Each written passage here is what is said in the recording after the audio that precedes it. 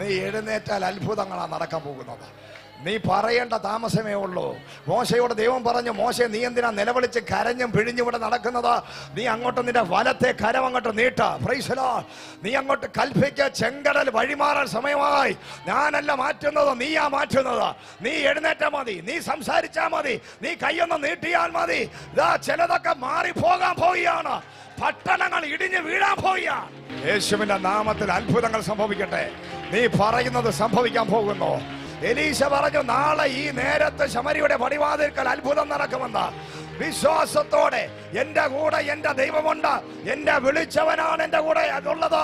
ആ ദൈവം പറഞ്ഞിട്ടാ ഞാൻ പറയുന്നെന്ന് ഒരു ഉറപ്പ് എലീശയ്ക്കകത്ത് വന്നപ്പോൾ എലീശ ഒന്നും കാണാതെ പറയുകയാണ്, എന്റെ കൂടെ ദൈവമുള്ളതുകൊണ്ട് ഞാൻ പറയുകയാണ്, അത് നാളെ സംഭവിക്കും. വിശ്വസിക്കുന്നവർക്ക് അത് പ്രാപിക്കാൻ പറ്റത്തുള്ളൂ.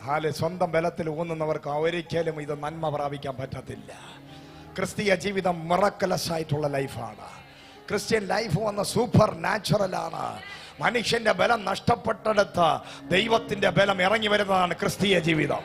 മനുഷ്യൻ ബലഹീനമായി എന്നെ കൊണ്ട് വയ്യ, ദാ തളർന്നു തീർന്നു എന്ന കർത്താവായ യേശു ക്രിസ്തു, ഞാൻ മനുഷ്യനാണ്, കഴിയുമെങ്കിൽ ഈ പാനപാത്രം എങ്കിൽ നിന്ന് നീക്കണമേ എന്ന് വിളിച്ചപ്പോൾ അവിടെ ദൈവത്തിന്റെ ഗ്ലോറി ഇറങ്ങി വരികയാണ്.